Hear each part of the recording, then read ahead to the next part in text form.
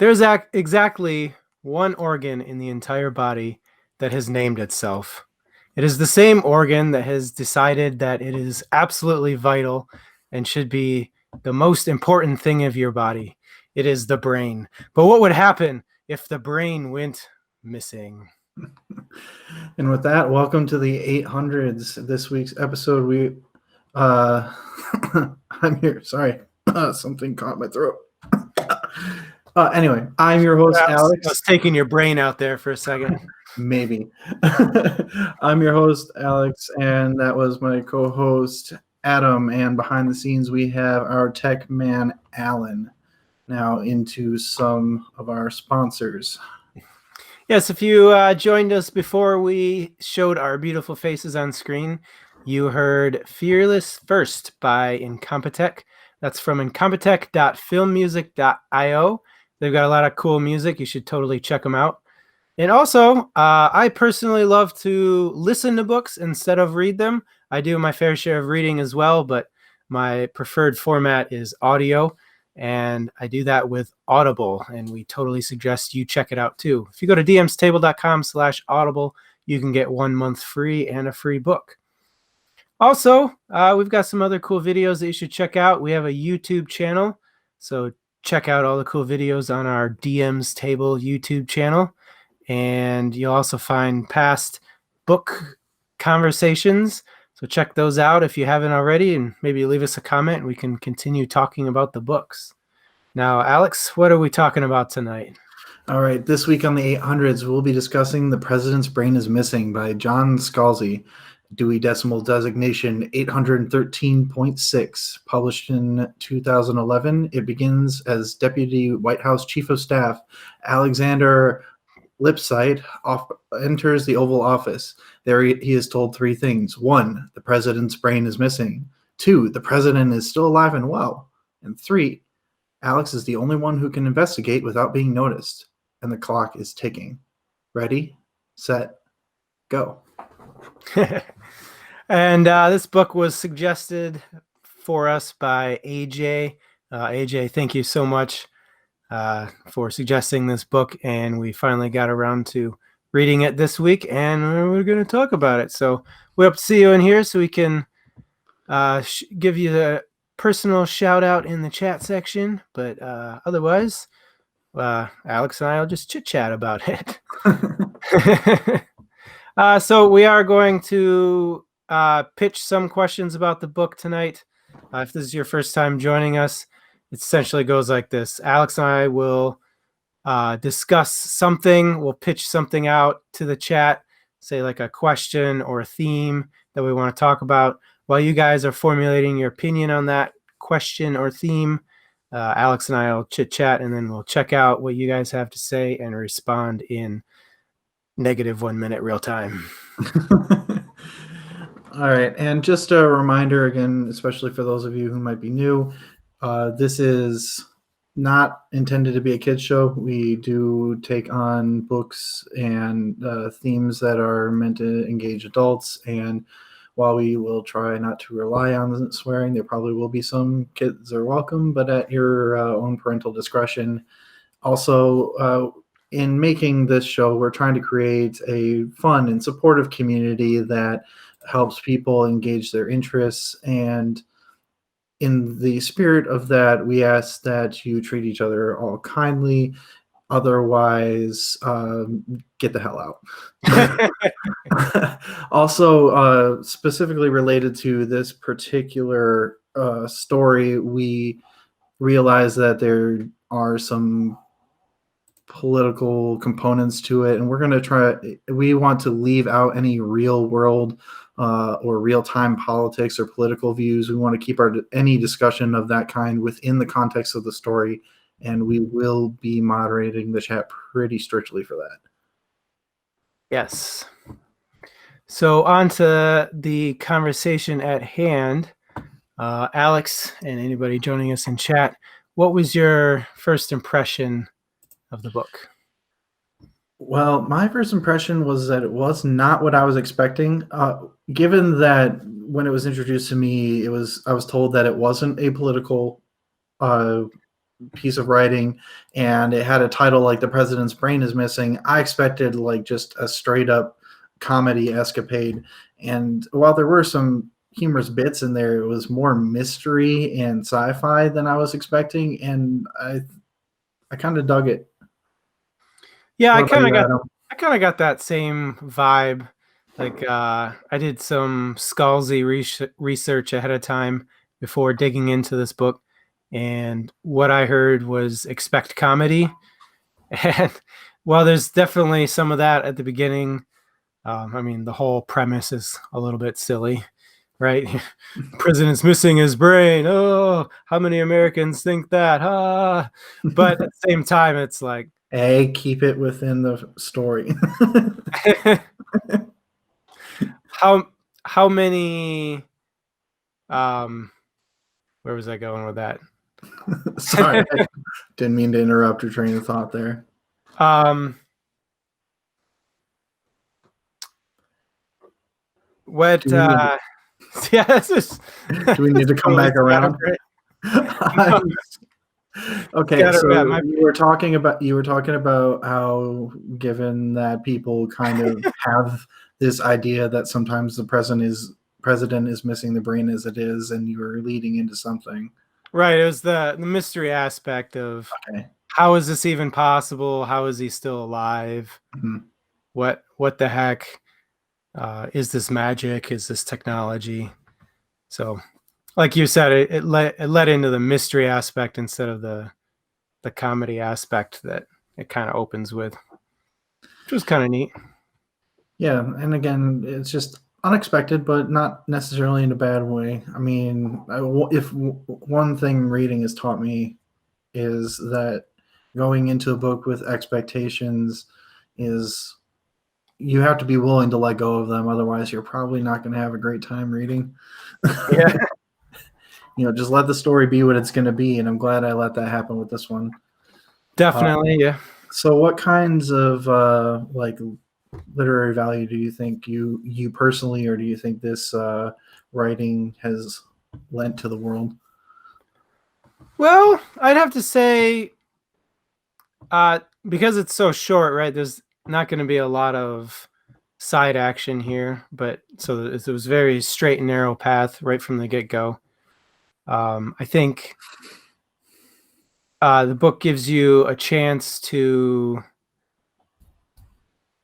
uh, understand that your expectation of certain events might not be. Sorry, I'm having a hard time wording this. Like, because halfway or near the end of the book, they go, by the way, this was actually to protect the president, not terrorize or threaten. Um, it's kind of an interesting aspect, if you ask me, that, they go, oh, the president's brain is missing. This must be malicious. Go. Well, yeah, that's the premise that they start you off with, and for such a short story to completely subvert expectations on that level is pretty impressive. Um, at least in a way that's entertaining and doesn't feel unearned or like it doesn't fit. I've read stories like that, and they are massively disappointing, and this didn't have that. One of the things that I really liked about it is that, given how short it was, I loved how sucked into the story I was. I believe we tweeted out that this was you, Adam. You started reading thinking it was just the introduction, and you accidentally read the whole thing. Yeah. I was Because looking. it just goes, and it kind of pulls you along with it, and it's kind of cool to see a story be that exciting and impactful while without any visual aids. Because typically, when we think of shorter stories, we think about like television episodes, not short written stories. Like, I've had some interesting short written stories, but I've very rarely encountered those that have been like legitimately exciting to read. And I also like that he did it while it wasn't the comedy, like the complete comedy piece of writing that I was expecting. There were good bits of humor in there to kind of lighten the mood a bit as well, without taking away from what was going on. Well, let me ask you this, and I'm looking at you, V.S. Drake. What was lacking from the book? What didn't make it land home as a perfect 10 out of 10? I'd actually have to agree with V.S. Drake. I did not care for the way that they ended the book. I didn't well, one, it felt a little disappointing not to know who the potential assassins were. Like that just didn't make sense to me. Like they allude to the North Koreans, but that almost felt kind of like a boogeyman type of thing. Like we'll just default to it because like we kind of know that they are an enemy of the state. Like it could have just as easily been Russia, China, whatever. Like it's something that people readily accept rather than what it might actually be. I mean, I that felt was a little unsatisfying to me. I felt the book was trying to lead you down the path of the people were upset. Like the audience he was approaching was going to be upset about his speech, and that was why he was going to be shot in the head. But that's the thing is like the speech was about like taxes, and while I know that can upset some people, like that's just not the kind of thing I typically think of when I think of something that's going to pull in like assassination level anger. like unless this was the type of thing that was going to like completely upend the tax code or like completely turn around our entire political system. I don't know. I mean, I guess, but it's not that convincing or compelling that it would wind up being an assassination attempt. Because that's a huge deal. Like when you're going to try and kill the leader of Well, at least anyone really. well, anybody, but that high profile of a person who, despite the fact that he chose according to his security team, a terrible location for said speech, that he like as he's surrounded by like some of the best security in the world. And like you have to be so I just have to imagine you have to be so convinced of something or just completely deranged and or both. Yeah, I um I definitely resonate with what V.S. Drake said a couple comments ago. The conversations between different characters seem kind of weird. I mentioned earlier, like there was a conversation that the main character had with his buddy from college about uh, banging chicks who are into aliens. It was just like this out of left field conversation that just felt really misplaced in the entire in the regular flow of the book. And that's definitely not the only one. Is it just kind of some things that it felt like Scalzi threw in there to help add to the population of the story just kind of drew you away from the story more. I mean, I'd have to disagree a little bit. I thought that particular piece, while it was a little weird, particularly when the way it ended, when he said, when he basically was like, I don't want to talk about it. Like when he asked about the details, uh, that part was a little weird, but I thought it was meant to be a little humorous, but also add to the fact that this is how the story propagated. Like, this is how it gains even remote credibility is because there's people from within the establishment who are giving it legs, but it has a kind of semi-legitimate reason or understandable reason why they would do that despite it not being true. But yeah, he did end it in a really weird and fairly creepy way. It was a little unsettling. You're talking about I'm the not kink shaming anybody, but like it just was a little unsettling because, like you said, it does kind of come out of left field there. yeah. I Now, feel like the ending to another V.S. Drake comment. Uh, the they kind of alluded at the very end that the main character's brain was wrapped in the bubble. Um, that that definitely didn't fit with like the rationale that the Secret Service used for using the bubble. Like, yeah, why would he be in danger for assassination? Why does he need a brain bubble? yeah, that didn't make sense to me either. I thought for a second that there might be like that might be setting up for um like another like a sequel or something. Like there's something more that we would learn about this character. And I looked it up and I couldn't find anything. Now maybe my brief Google search wasn't comprehensive enough, but I didn't see any real viable reason, at least based on the logic, which leads me to believe it might not have been done for all of the reasons that we were told by the character. Now, before we get too much into like flying around all over the place, why don't we talk a little bit more linearly from like the very beginning? All right. Um, what was your thought? What are your thoughts on the like how they chose the main character to be the one to do the investigation and how he reacted to this information? So why was the main character? Like, what were your thoughts on like why the author like why he was chosen and like how he slash this group of people went about at least initiating this investigation? Um, I feel like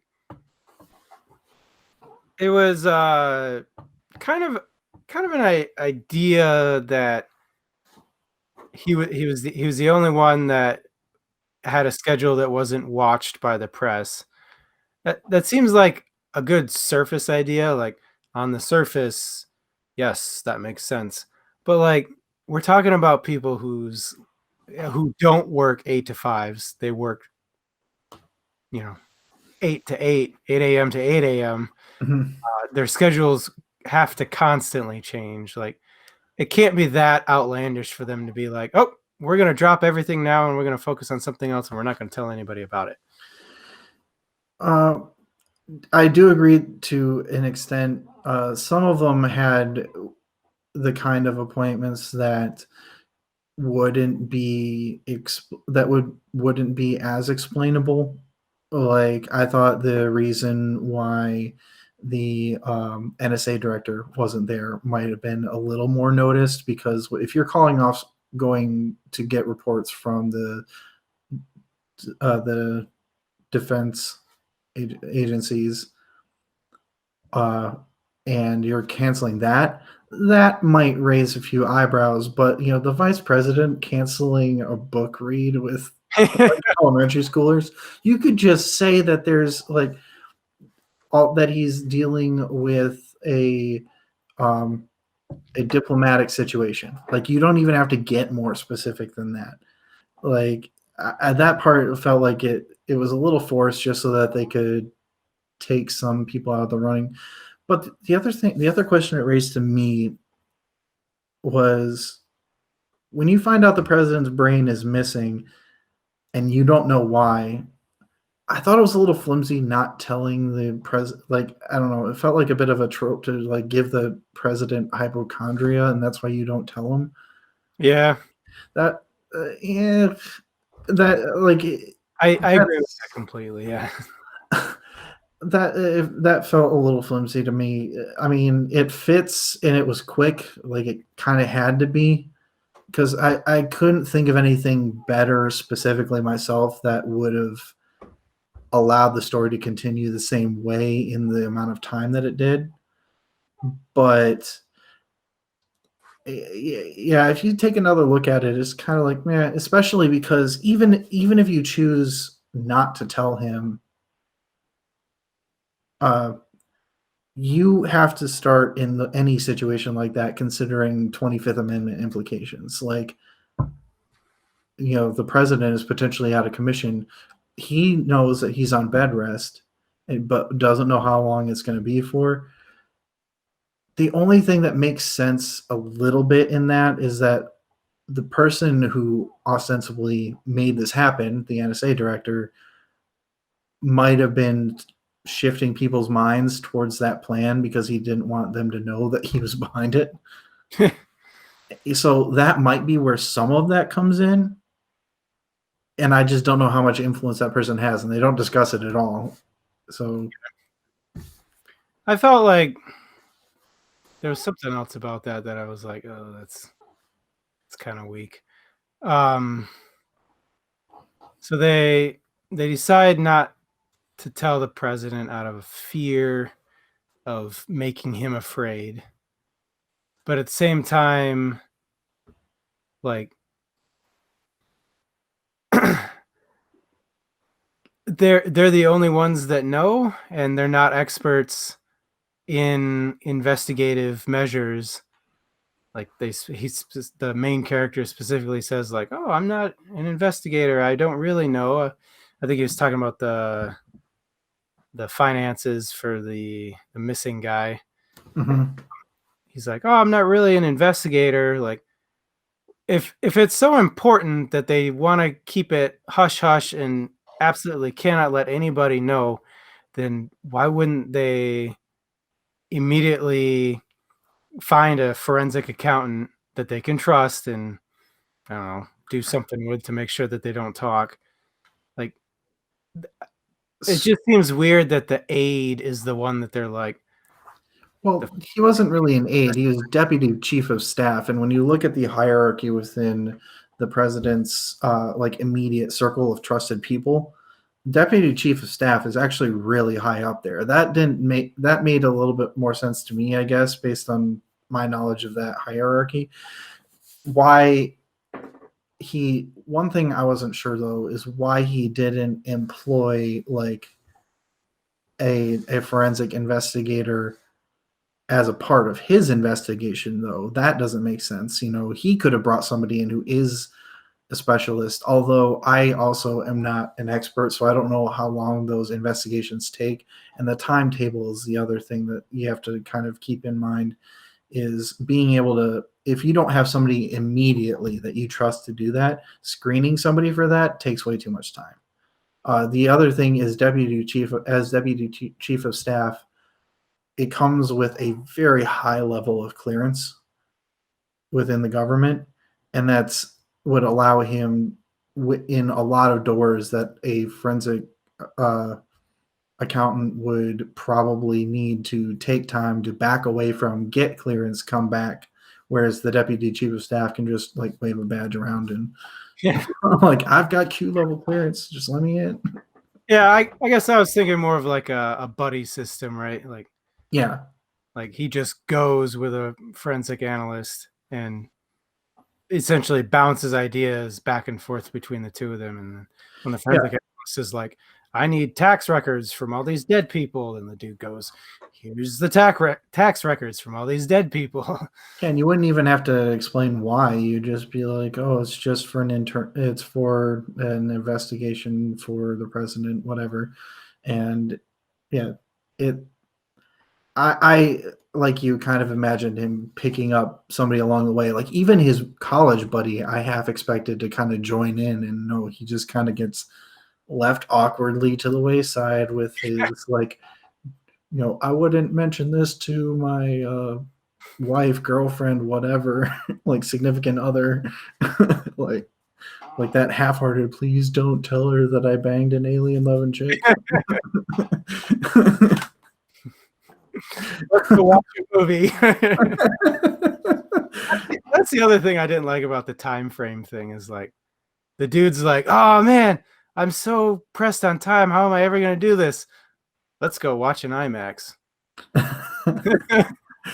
Yeah, but on the same token, one of the things I actually appreciated that he brought in is in stories like this, like I'm always just like, why do these people for this 36-hour period seem to be able to function without eating or sleeping?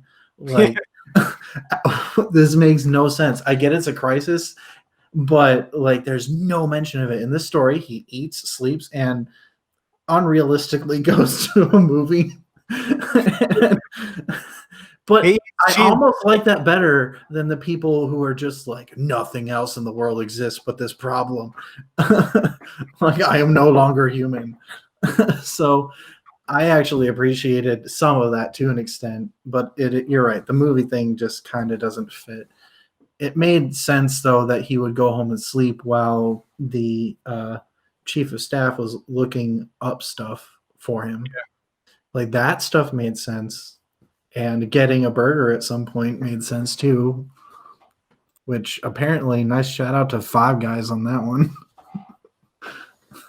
It's good food, though. Apparently, Scalzi really likes burgers because that's the only meal they talk about is burgers. Yes, they do. They do deserve it via straight. They deserve to treat themselves with some Five Guys. Yeah, that's the right spelling via straight. Second one. Oh man. That was the other thing that kind of. Oh, what the heck was it? I had it in my head just a second ago. Hate when this happens. It had to happen on live stream.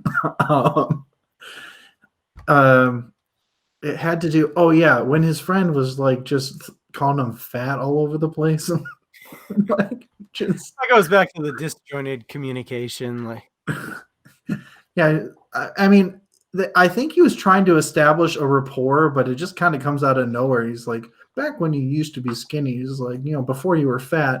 That doesn't sound like joking. That just sounds like fat shaming. Like, fuck you, dude. It's a stressful job. I'm gonna eat Five Guys when I want. Okay. Science, Alex. You need to get really, really fat.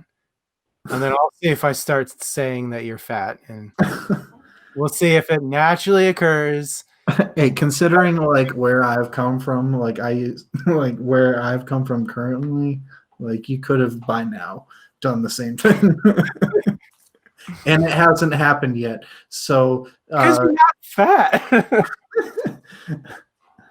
I don't look it, but I'm 230. Okay. I changed my mind. You're fat. Yeah, see, this is normal, right? Finally say it. Oh man, but I know we've kind of like been poking at the plot holes, but one of the things that I actually really did like about this was some of the more sci-fi aspects of it. Now, I don't claim to have any knowledge of exactly how viable some of these things were, but it was interesting at the very least. You mentioned the idea of using technology for defense rather than offense, and I actually really like that as well, is taking a technology that could have very easily been used for offense. I mean, this space-time bubble, they know that when they put organic stuff, when they pull it through the bubble, it comes out mush. Yeah. What was the threat? There was a threat the Secret Service guy used. He said something like, if so-and-so pisses me off or whatever, then I'm going to chuck him through a bubble. I forget what he said. I don't remember Oh, exactly. I know what you're talking about, but I can't remember the exact phrase that he used. But yeah, he did use it as a threat. But the point is he used it as a threat, which is what you would think typically. it was like a quick little blurb. It wasn't like a main part of the story. It was just something. It was if one of the scientists spilled the beans, leaked, then and he figured it out, then he would tell them that he figured out somebody leaked a second before he chucked them through the bubble. Yeah, that bit. There we go. That's what it was. Okay, so again, you think that but I like that they got creative and they used a defensive tactic of like make his brain a non-viable target without anybody ever knowing. Yeah. To me that point though is like, it seemed somewhat apparent at the beginning because like his brain was already missing. If it was with malicious intent and they have the ability to make his brain go missing, is it too much of a stretch to assume that they could have just killed him outright right then? Or Well, is it a blackmail thing? It's like it doesn't. There's nothing backing up the actions, so it kind of screams defense instead of attack. Well, to me it didn't scream defense or attack so much as like I legitimately thought this was going like alien probe direction.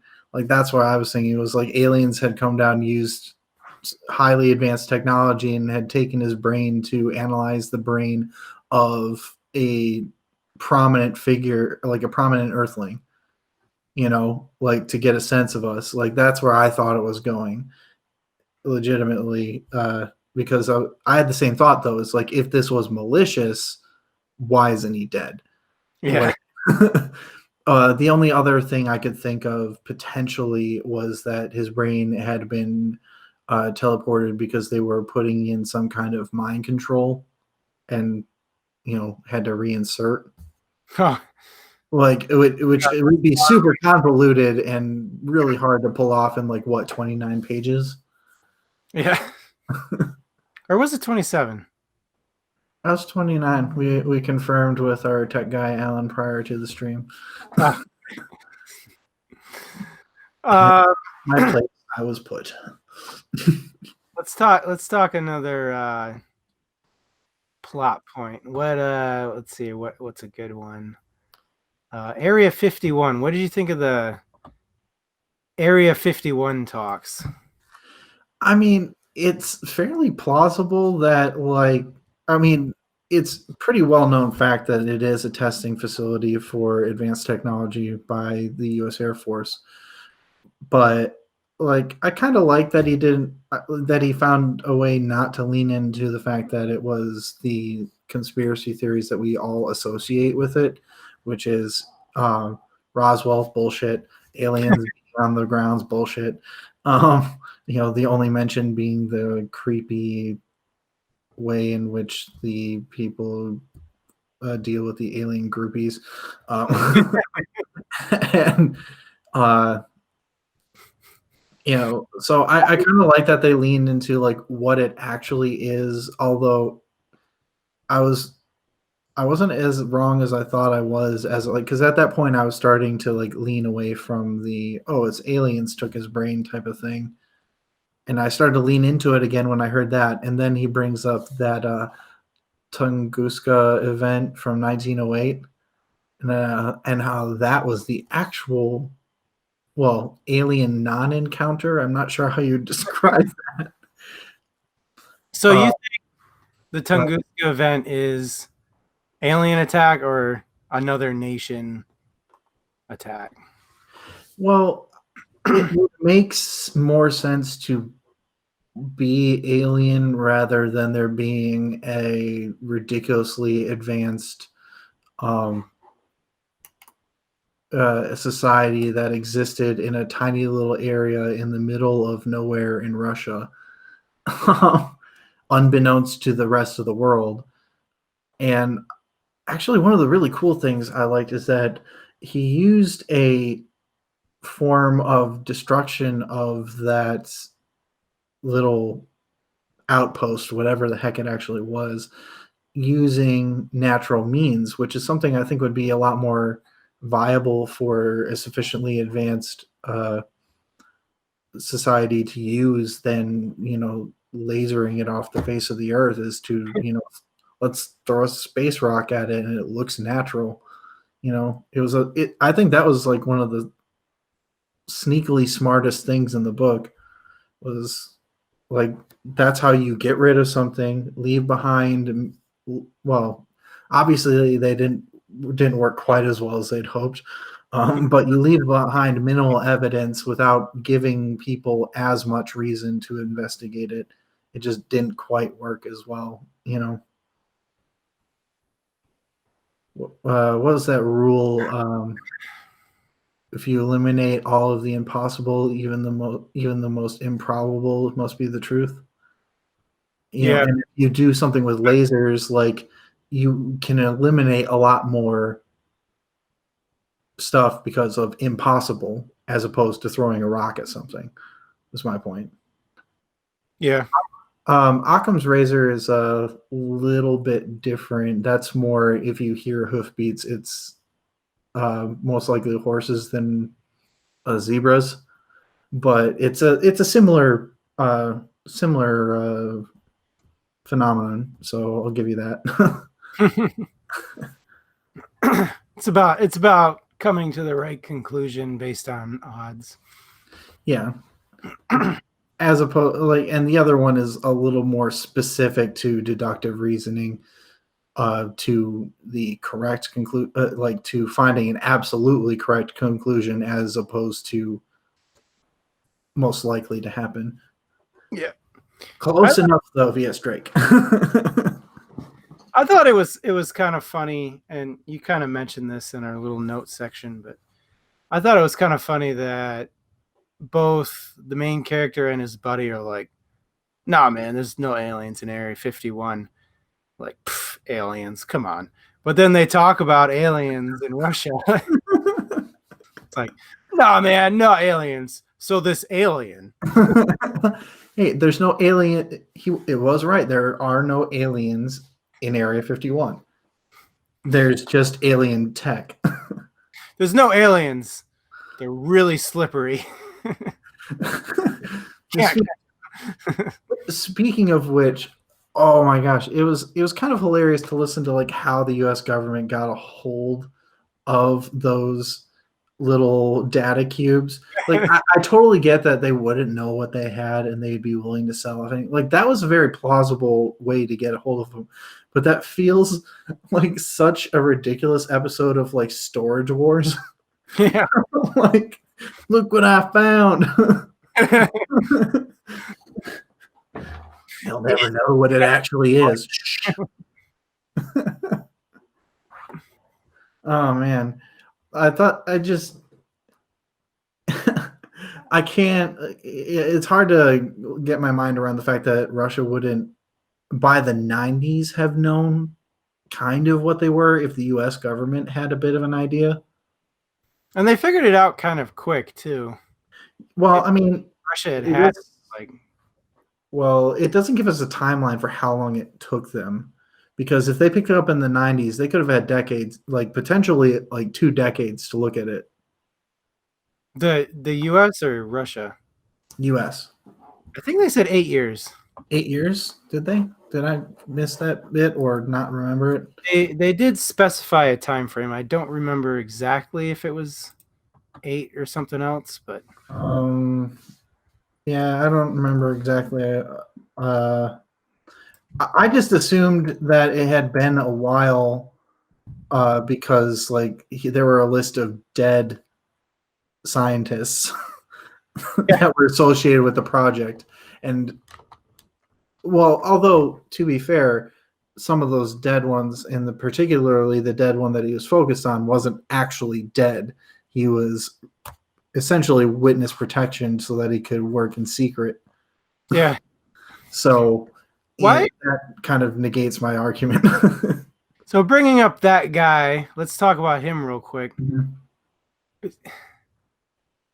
I didn't understand why it was maybe I missed something, but I didn't understand why it was necessary for him to go into hiding. Like, his job is to crack this data and figure out this technology, and then he's like, "Oh, I'm going to fake my death and then crack this data and figure out this technology." Yeah, they didn't do a good job of explaining that. Like, I can think of a few different reasons why they might have. Like, if, say, the Russians had somehow connected him to this thing that they're having a little bit of buyer's remorse or seller's remorse about, you know, maybe they had figured out that they were associated, or maybe this technology was going to bring him inordinate changes in his lifestyle that would have raised questions that the U.S. government didn't want to answer. There's a number of things that it could be, but you're right. They didn't exactly do a very good job of Scalzi didn't do much explaining of why that might be the case at all, really. Yeah.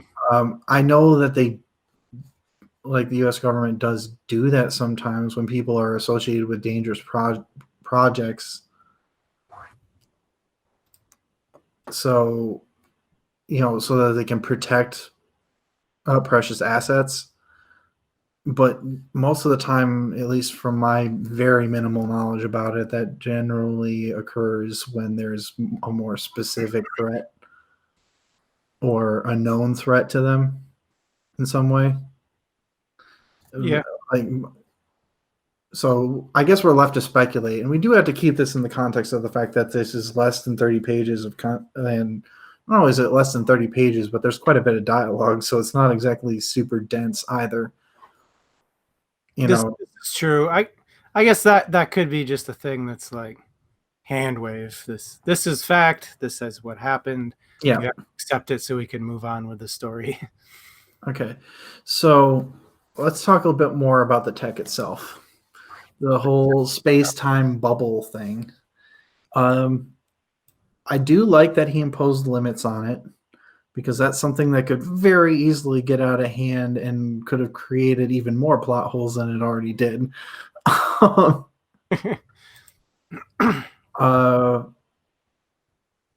But my question, like, I guess these data cubes apparently had other things on it. I'm just wondering, like, why do you think there's a reason why this was chosen as opposed to like shield technology or something? I don't know. My speculation is they probably worked on everything independently. Like if they figured out like these are blueprints for light speed travel and these are blueprints for teleportation, then two teams were assembled to work on it and they went their own separate ways and worked. But this one just happened to pan out. They figured it out, and somehow the right person found out about it and went, hey, that's cool, we could use that to prevent the president from eating a bullet. Like, yeah, that makes sense. And I think the other thing to add to that is it might just be one of those things where maybe more of it was kind of set up for them. Like they didn't have to guess at as much stuff. Like it was within the realm of possibility for them to even remotely recreate it. And there might have been things that were still well beyond our capacity to create or understand what it actually was. But to that end, like the data that was on that cube, I can't imagine that these aliens, well, I guess I can't imagine that these aliens spoke our language, although they might have. If they had an outpost in Russia, they might have spoken Russian.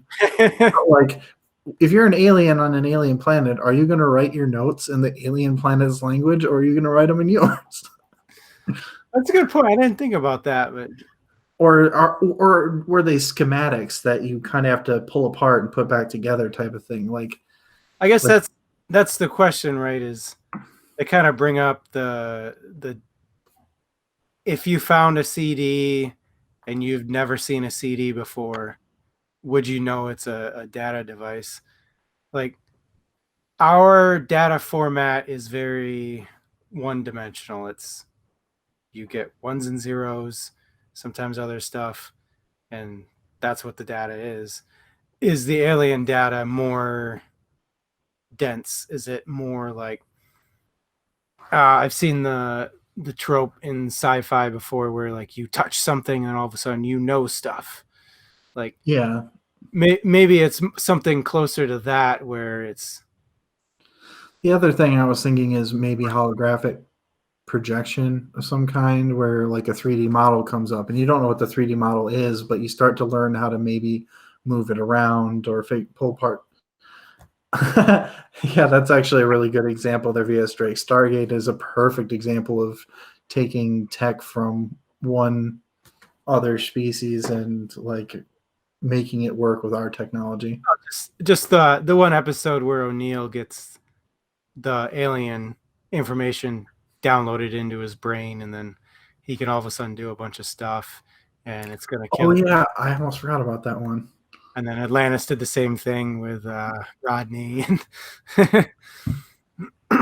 at least then they were being taken over by aliens that were progenitors of our own species, which not to say that that couldn't be the case with these aliens as well, but oh, this is a literature review, not a Stargate review, so we'll try not to get too deep into that discussion.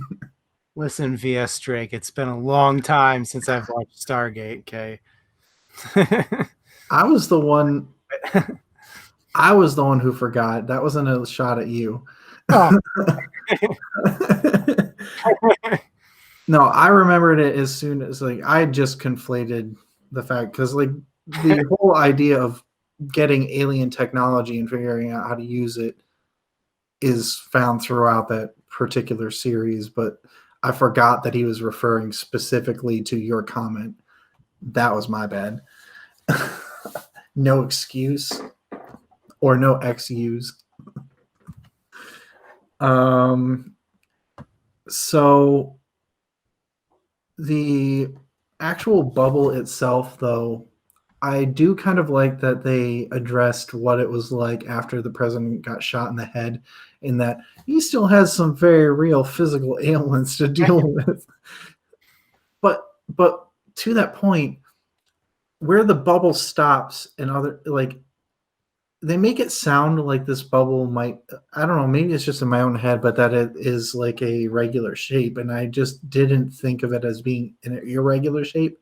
I was like, wouldn't that like cut off part of his eyes too, or like, but in either case they talk about how when he's shot the bits of the skull broke before they hit up against the bubble. Like, how I don't know, like how precise would you have to be with this? Like a space-time bubble, how would you make that follow a point within somebody? You know, it feels like the kind of thing it would be a lot easier to do if it were stationary. What tethers it to the brain? So Yeah, that what tethers it to that the brain, not a specific spot, but that brain. Like, is there a biomarker or something? I don't know. That just seems like it's probably complicated alien tech. hand wave. And the cliff notes for the alien tech is to tether the bubble to things, press button C. You know, It's probably like insert DNA sample here.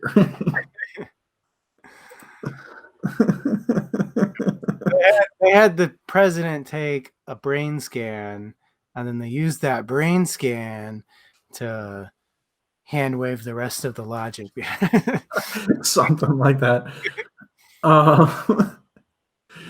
Oh man, but like it almost feels like a meta version of Arthur C. Clarke's rule of magic, and he's sufficiently advanced technology is basically magic. So is any sufficiently vague writing essentially literature magic?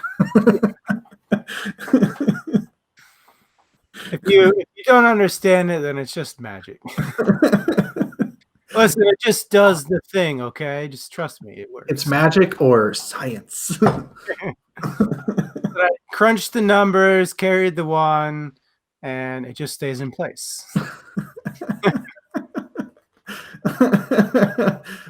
Shots fired against whom, VS Drake? Let us know. So the other okay, here's one thing I wanted to talk about. What did you think about the shots that they kept taking at the president's the actual president's intelligence or lack of brain power? What was it, the general that was like, oh, this guy's dumb or something?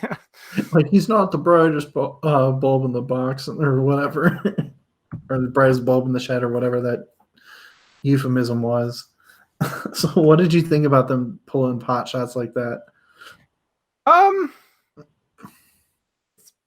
think it was more so just put in there to sell like the not telling him aspect. Like I think Scalzi just wanted to be like, we can't involve the president. It's just this little team, and hypochondriac, and he's kind of dumb. So I've I think Via Straight has a good point. It was a bit of a humorous thing to be like the brain was missing, but wasn't ever there in the first place. Definitely some of that there too. But what it kind of made me want was like I kind of wanted an interaction with the actual president because I wanted to know, was like, how dumb is this guy really? Like, I really want to know. I mean, they had to have told him at some point. Otherwise, he would have thought like his brain was invincible or something.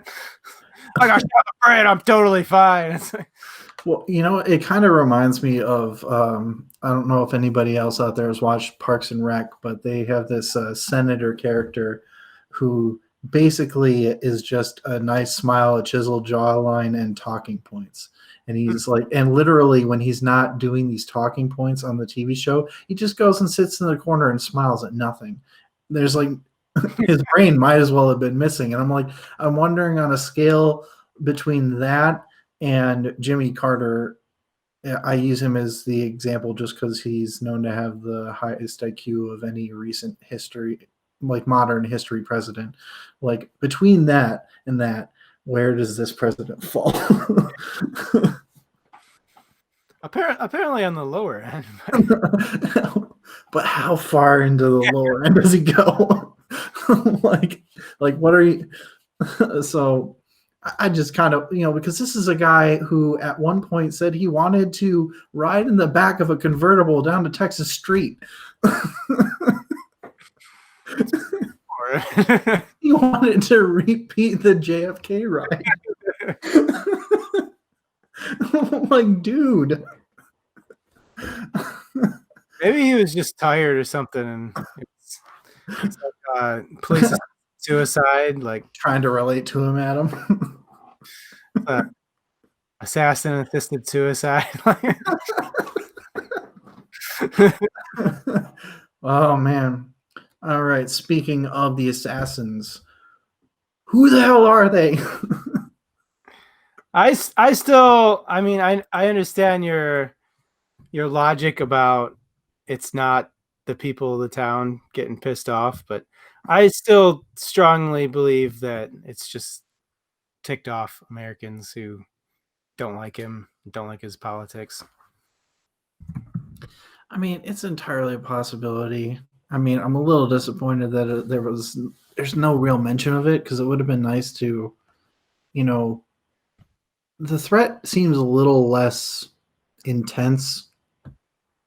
Like the stakes are definitely there because, a president without a brain that comes up on a brain scan is a big deal.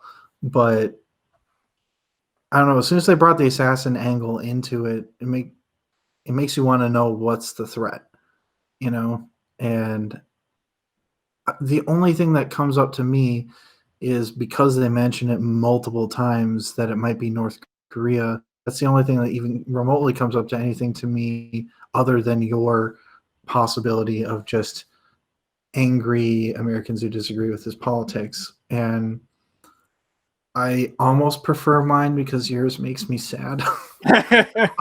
But when you look at the history of American presidential assassinations, almost all of them have been other Americans. So, that's the most likely. I think that's just one of the questions that Scalzi didn't answer. That way the story can live on with you. It's not just oh, I read it and it's over. Like let you think about it a little bit. Yeah.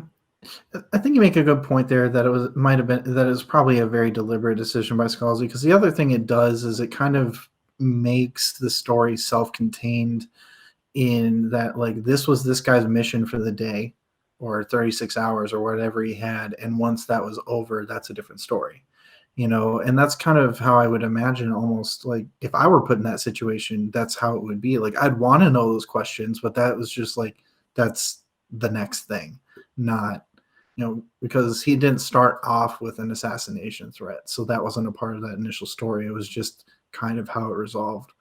Yeah. Also, I like the kind of meta shout out where he's just like, doesn't the white van thing only happen in movies? And it happens to him twice. first time, it was by choice, so long as he didn't choose no. I feel Uh, like, I feel uh I feel like the main thing that the story wants you to think about near the end is that transition that we kind of already talked about between they think it's an attack on the president versus it's to save his life in case somebody tries to attack the president.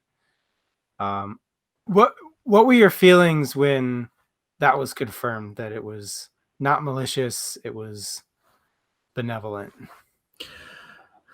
I I really liked it because I liked the use of technology for something that was a bit more I like when technology can be used for benevolent reasons when it could very easily be used for um, terrible destruction, because we oftentimes see the opposite. And I kind of like seeing something different because technology does have a lot to offer us, and I think that the future of safety should be defense, not more offense. Like, that's my personal view on it. Like, I would rather see us invest in technology in that way. Yeah, I definitely agree with you there. Like technology has a lot of aspects. It doesn't have to be just used for violence. Yeah. Yeah, VS Drake does bring up a good point, though, is he may or may not have spoiled it at the end by like basically making the dude's brain disappear without his really his consent or anything, Yeah, um, and without a viable threat that we know of. There could be, like, that last story started off with no known specific threat, so maybe there is something else going on, but we'll never know. So I think we've um, covered most of anything. Is there any other major plot points or themes that you wanted to cover before we start wrapping things up? no, I'm cool with the wrap up. Final thoughts on the book. Um, I thought it was a pretty fun read. There's definitely some plot holes, and it's not the kind of read that you can really think a lot about before you start poking holes in it. It's enjoyable and entertaining. It's not like a masterwork of the ages. Yeah. It was a fun read, and I don't feel like I wasted my time reading these like 29 pages. Like, it was fun and it was interesting. It made me think. It have its issues, yes, but I think anybody who wants like just a quick little something to read and then be entertained by it, I definitely recommend it for that. I, yeah, is that is that a shot at? Yes, that would be the pew pew shot. That is harsh. My personal feels about the book. I was entertained for the 40 some minutes that the audiobook takes. I don't think I would have enjoyed it if it was a much longer book. I enjoyed the mystery of the bubble, um, or the missing brain at the beginning that turned out to be a bubble. I didn't like some of the let's rush it aspects, like the disjointed communications and stuff that Mhm. we talked about. It did kind of take it away from me, but I'd say it was a solid like and definitely not a dislike. And I'm glad it's not a longer book. Yeah, if it was a longer book, it would have to be reworked on some very fundamental levels for sure to be at all good or even okay. VS Drake has a very strong opinion. They thought it was lowbrow and not great. I mean, it's ever to each their own. I found it entertaining for the 40 minutes. Is it something that I would read again? No, because I've gotten out of it what I'm going to get out of it. But if somebody else wants something interesting to read, Sure. I mean, there's probably better stuff out there, but for a quick read, it's actually one I would probably recommend that you read like visually if you read quickly, because you can be done with it in less than half an hour. Yeah, this is one I read and listened to. The read was unintentional, but it happens. um, yeah, I gotta say, I don't know what Scalzi's intention was with this. Was it just like a fun little thought he had on a Sunday, and he was like, "All right, I'm going to type this up real quick and send," or was it something that he intended to polish and publish? But Given the fact that it was originally published on a website, I would say it's probably the former.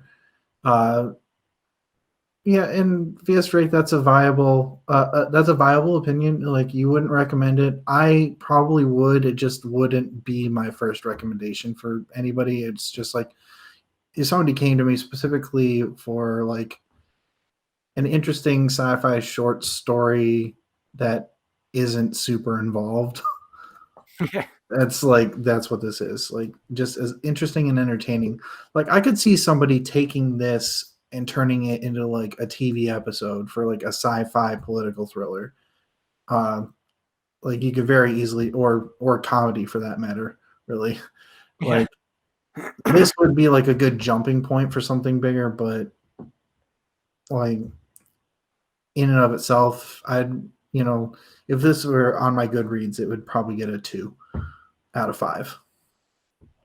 but not a 1. So, Yeah, not a 1. Not the 1 is the dislike. I remember the little rankings thing now. well, I think that's about it for the President's Brain is missing. I would agree. Why don't we talk about what we've got coming up? So the current Patreon poll closed a little bit ago.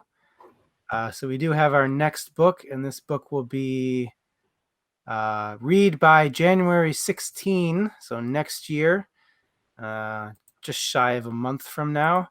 We're going to be doing A Monster Calls by Patrick Ness. Right, and this, by the way, is our last stream for the year 2020, I believe. Is it not? Yeah. Well, yes. Yes, because our next one we come back is going to be the 3rd? The second. Second. Okay. I wasn't sure if we were doing the second or the third on that one. Yeah. January 2nd, we're doing Dawn. Dawn by Octavia E. Butler. I'm actually really excited for that one. I've Thanks. heard a lot of great things about her writing. So I know I said those things about expectations in the beginning of this episode, but yeah, maybe I'm setting myself up for disappointment, but I'm okay with that. So just to recap, Dawn by Butler for January 2nd. And a note, January 2nd is when Adam, you will be going on paternity leave. Yes. Okay, let me finish. Dawn, January 2nd, and A Monster Calls by Patrick Ness by January 16, both at 8 o'clock. Oh, and before I forget, Alan, our tech guy, will actually be sitting in for Adam during his time away. So get ready for that and wish Adam the best as he takes care of his new youngin'. Yeah. I'll be gone for a couple of sessions, and then I'll be back in, and hopefully I don't have bags under my eyes, but we'll see. I am a previous dad, so I do have some idea of what I'm doing. But anyway, if you want to vote on our next book that we'll read after A Monster Calls, join our Patreon, and we'll be voting between Pride and Prejudice, The Blacksmith's Son, and Stormfront. Those are 3 medium to large size books. It's small, medium, large. It's a little bit of art variety there. So we're very excited to see what you guys want us to read next, and hopefully have good conversations about. Alex, you feeling any of those 3? Yeah, I mean, I've read a couple of them. I would really enjoy any of them, though. Well, Pride and Prejudice is not is one of the ones that I've read, and it's I don't want to get too much into it because if we do pick it up, I'll want to Disgusting. discuss this. Um, it's it's the only one that I've read, and I'll say it's probably the one I'm least excited for, but it's mostly because I've read it before, as opposed to the others, which I haven't. So yeah, looking forward to seeing what you guys choose for us.